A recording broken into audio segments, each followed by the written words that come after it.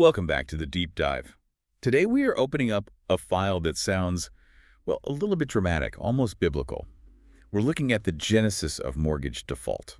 It does sound ominous, doesn't it? Like the sky is about to fall. But really, if you're working in the mortgage industry, you have to kind of strip away that drama and just look at the mechanics. Exactly. This is where the rubber really meets the road. And while genesis implies a beginning, we are talking about a very specific one. Right. We're not talking about the application or underwriting or the happy day at the closing table. We are talking about the early warning system of the mortgage world. Delinquency. Delinquency. Which is absolutely critical. I mean, if you're preparing for the NMLS exam, specifically that risk, default, and foreclosure module, this is lesson 1. The very beginning. You really can't understand the end of a failed mortgage foreclosure without understanding where it starts. It's like trying to diagnose a disease by only looking at the autopsy. You missed all the symptoms. And that is our mission today. We are going to unpack this concept of delinquency. We need to figure out what it actually means, not just, in a dictionary sense, but how it affects the borrower, the lender, and the regulator. And why the regulators care so much. Because this isn't just about late fees or a bank losing a few dollars. It's about consumer protection. This is the moment the clock starts ticking on some very specific legal obligations. Obligations that, if you mess them up, can land you in some pretty hot water. Exactly. It's the trigger point. Right. But before we get into the nitty-gritty of grace periods and those exam myths that trip everyone up, I want to take a quick second to say something to you, the listener. If you are enjoying these NMLS Safe Study podcasts, please subscribe, like, and comment. Tell us which topic you want us to cover next, or even which state you were tuned in from. This really supports and helps grow the channel while also allowing us to reach more learners. It really does help us tailor these deep dives to exactly what you need, so please keep that feedback coming. Okay, so let's unpack this. Delinquency. It's a word we hear all the time. I mean, if I'm late on a library book, I'm delinquent. Yeah. But in the mortgage world, precise definitions matter. They really do. What's the absolute, strip it down to the studs definition we need for the exam? Well, in the simplest terms possible, delinquency is the failure to make a scheduled payment by the due date. Okay, simple enough. I signed a contract saying I'd pay on the 1st. It's the 2nd. I didn't pay. Yeah. I'm delinquent. Well, hold on. That is the definition, but this is where the exam and, the industry reality gets nuanced. You have to factor in the grace period. The grace period. This is the aha moment for a lot of people studying this because most mortgage payments are technically due on the 1st of the month, right? Correct. November 1st, December 1st. That is the contractual due date. If you look at the promissory note, it says due on the 1st. But if I pay on the 2nd or the 5th or even the 10th, the bank usually isn't calling me screaming. Exactly. Lenders typically allow for a grace period. And the source material highlights that this is often up to 15 days. It's a buffer zone. So let's walk through that timeline. If I pay on the 10th, I haven't officially triggered the alarm bells yet. You haven't triggered the delinquency classification, not in the eyes of the regulator or the credit bureaus. You're technically late on the contract, sure, but you aren't delinquent in the way we use it for risk management. So no late fee yet. Usually not. You typically won't even be charged a late fee until after that 15th day. That's a key distinction. The late fee is the first financial penalty, but the actual status change to delinquent happens when? When the clock strikes midnight on that 15th day. If the payment isn't received by the end of that grace period, boom, you are now officially delinquent. So let's play this out. My payment is due on the 1st. I forget. I'm busy. I pay on the 14th. Am I safe? Essentially, yes. Maybe a little stress, but no permanent mark on your record. But if you pay on the 16th, now we've got a problem. Now you've triggered a late fee. And more importantly, you've moved into that delinquent category in the servicer's internal system. Why does that distinction matter so much to a regulator? Why not just say it's late and be done with it? Because the regulator sees that 15-day buffer as the, let's say, administrative oops window. Life happens, mail gets delayed.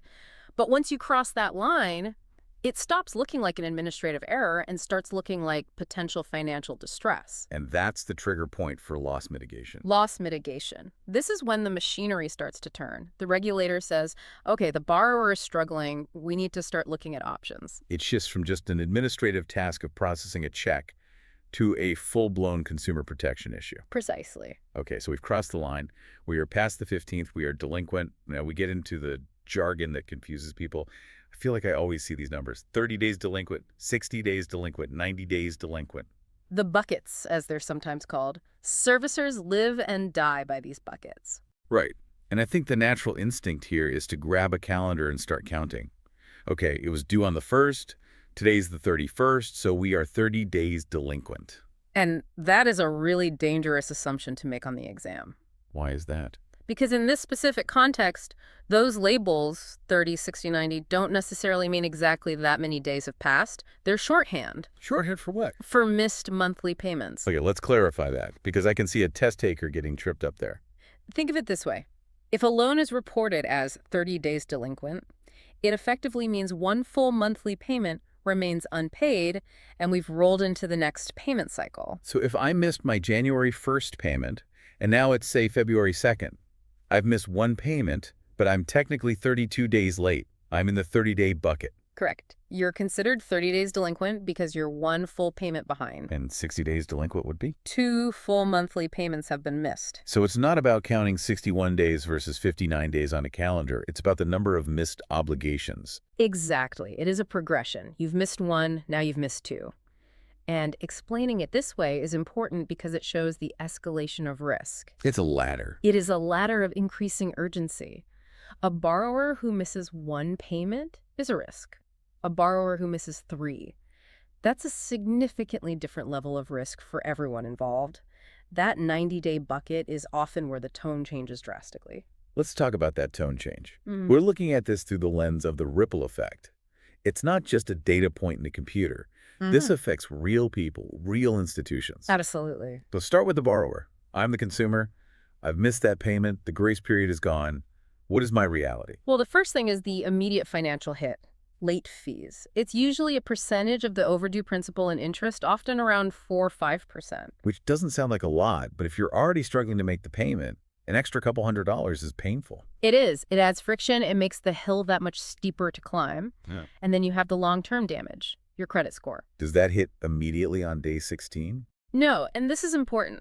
Lenders typically do not report a payment as late to the credit bureaus until it is fully 30 days past due. So if you manage to pay on day 29... You'll pay a late fee to the bank. Yes, but your credit score might survive unscathed. But once you hit that 30-day mark... Then that delinquency gets reported to Equifax, Experian, and TransUnion. And we all know that a hit to your credit score just ripples out into everything. And the source material mentions something else, something very human. The stress. Yeah. The stress levels increase significantly. And that matters because stressed borrowers can make different decisions than calm borrowers. They might avoid opening the mail. They might stop answering the phone. Which is exactly what the lender doesn't want. Right. Which brings us to the lender's reality. When that delinquency flag goes up in the system, it signals elevated default risk. So the bank isn't just sitting there twiddling their thumbs. No. A delinquent loan costs money to manage. A performing loan is automated. But a delinquent loan requires humans. You have to call, send letters, document everything. The cost to service just skyrockets. And under the regulations we're studying, it triggers specific obligations for them, right? It does. The lender must start borrower outreach. They have to document it all. They can't just sit back and wait. This is often called the early intervention rule. Can you give us some specifics on that? What does that look like? Sure. Generally, live contact with the borrower must be established or at least attempted by the 36th day of delinquency. 36, okay. And a written notice, the one that describes loss mitigation options, is usually required by the 45th day. So there are hard deadlines for the bank to reach out and offer help. Yes. They can't just let you drift into foreclosure without trying. You know, you mentioned foreclosure there. And I think this is where we need to do a little myth busting. Oh, I love busting myths. Because I think for the average person, and maybe even for a candidate who is just starting to study, there's this mental shortcut. Delinquency equals foreclosure. It's a massive misconception. And if you take that assumption into the exam, you are going to get questions wrong. So let's clear it up for us. Delinquency does not equal foreclosure. No, absolutely not. The source material is very clear on this. Many, many delinquent loans are cured. Cured. I like that terminology. It sounds medical, like the loan was sick, but it could get healthy again. It's a great analogy. The borrower just needs to catch up. How? I mean, if I'm already behind, how do I catch up? Well, there are a few ways. The most obvious is reinstatement. That's a lump sum payment. You come into some money, maybe a tax refund, and you pay off all the missing payments plus the fees. Boom, back to zero. Exactly. But lenders know that's not always possible, so they offer repayment plans. Maybe you pay your regular mortgage plus a little extra each month for 6 months or a year. And there's also forbearance arrangements. Forbearance, right. That's a word we heard a lot in recent years. The lender agrees to pause or reduce payments for a specific time to let you get back on your feet. The point is, delinquency is the warning, not the final verdict. Okay, so myth number 1 is busted. Now let's tackle myth number 2. And this is the semantics one, but words really matter here. Delinquency equals default. Ah, yes, the 2 D words. We use them interchangeably in casual conversation all the time, but in the NMLS world, these are different things, right? Very different. Think of it as a timeline. Okay. Delinquency is the early stage status. It's defined by those missed payments we just talked about. It happens first. So delinquency is the symptom. Right. Default is a much more serious contractual condition. It is actually defined by the loan agreement itself. So the contract actually says, if you do X, you are officially in default. Precisely. And typically, default triggers after a prolonged delinquency. The source material mentions it's commonly around 90 days or more. At that point, the lender issues a formal notice of default. That sounds legal. It is. That's the official breach of contract. Delinquency is, hey, you're late. Default is, you have broken the contract. And this is where the acceleration clause usually kicks in. The acceleration clause, Right. That's where the lender says, I don't just want the missing payments anymore. I want the entire loan balance right now. Exactly. The entire debt becomes due immediately. That is the power of default. That distinction. Delinquency comes first, default follows. That seems like a prime candidate for a test question. It's a classic test structure. They'll describe a borrower who is 45 days late and ask if they're in default. Based on these definitions, probably not yet. They are delinquent. In the danger zone, but not over the cliff. Exactly. I want to pivot slightly to the compliance angle, because we know the NMLS exam isn't just about math and definitions. It's about ethics. That is the heart of the SAFE Act, after all. So how does delinquency fit into that ethical framework? Well, as we touched on with the early intervention rule, delinquency activates these really strict consumer protection requirements. It's not just about the lender trying to collect money. It's about ensuring the borrower is treated fairly. So suitability, transparency, and ethical conduct. Those are the watchwords. When a borrower is delinquent, they are vulnerable, they're stressed. And that is when unfair or deceptive practices can do the most damage. This brings up a term I've heard, dual tracking. Can you explain what that is and why it's such a problem? Oh, dual tracking is a big one. It's when a servicer is working with the borrower on loss mitigation, say, discussing a loan modification, while at the same time pushing the foreclosure process forward legally. So they're telling you, we can work this out, but they're holding a foreclosure notice behind their back. That's a perfect way to put it. It's incredibly confusing and unfair. The CFPB explicitly prohibits this. You generally have to pause the foreclosure train while you evaluate the loss mitigation application. That makes perfect sense. So if I'm sitting in the exam room and I get a scenario question about this, how should I approach it? You should always think in terms of escalation and proportional response. Escalation and proportional response.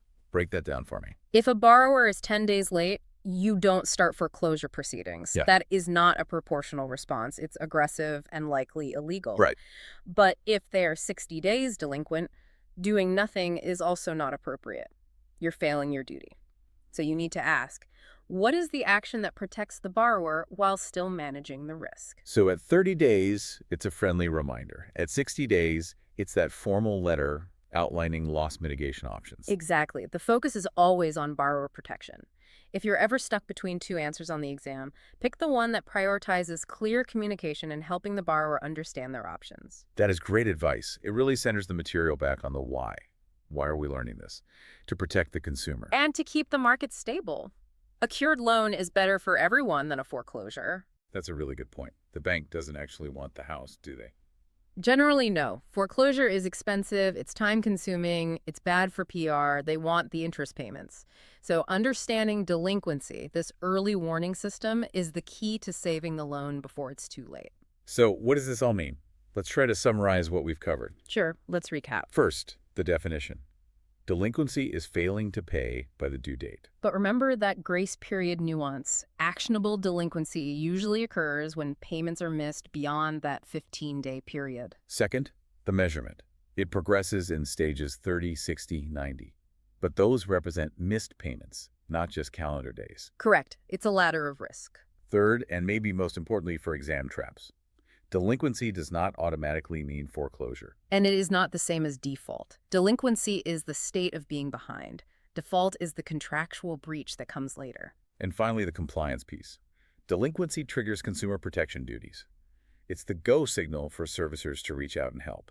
So why should the listener care? I mean, obviously to pass the exam, but beyond that. Well, if we connect this to the bigger picture, understanding delinquency is the foundation. You literally cannot master the heavier topics. Default, foreclosure, loss mitigation. If you don't get this right, You can't understand the end of the movie if you missed the opening scene. that's a great way to put it. And frankly, whether you're a loan officer or a processor, you're going to encounter this. Borrowers miss payments. Life happens. Knowing what that means and what needs to happen next is what makes you a professional. It's the difference between panicking and having a plan. Exactly. Before we wrap up, I want to throw it over to you for a final thought. Is there something sticking with you from this material? You know, there is. I keep thinking about this idea of curing the loan. If delinquency is the early warning and the goal is to cure the loan before default, consider the role of communication. Well, the material emphasizes that servicers have to communicate clearly. Think about how the speed and the clarity of that communication might be the single biggest factor in preventing foreclosure. That's interesting. It's not just about following a rule. If a borrower understands their options at 30 days delinquent, they might fix it.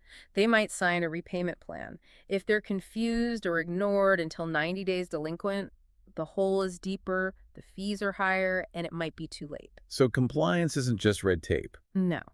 It turns compliance into a tool for saving homes. Effective communication during that delinquency phase literally changes the outcome. It's a powerful thought. That is a powerful thought. It puts a lot of weight on those early calls and letters. It's not just collections, it's rescue. Exactly. Well, on that note, we are going to wrap up this deep dive into the genesis of mortgage default. We hope this cleared up the confusion between delinquency, default, and everything in between. It's a foundational topic, so it is really worth mastering. Absolutely. And hey, before you go, if you're enjoying these NMLS Safe Study podcasts, please subscribe, like, and comment. Tell which topic you want us to cover next or which state you're tuned in from. This supports and helps grow the channel, and it allows us to reach more learners just like you. We'd love to hear from you. Thanks for listening, and we'll see you on the next deep dive. Take care.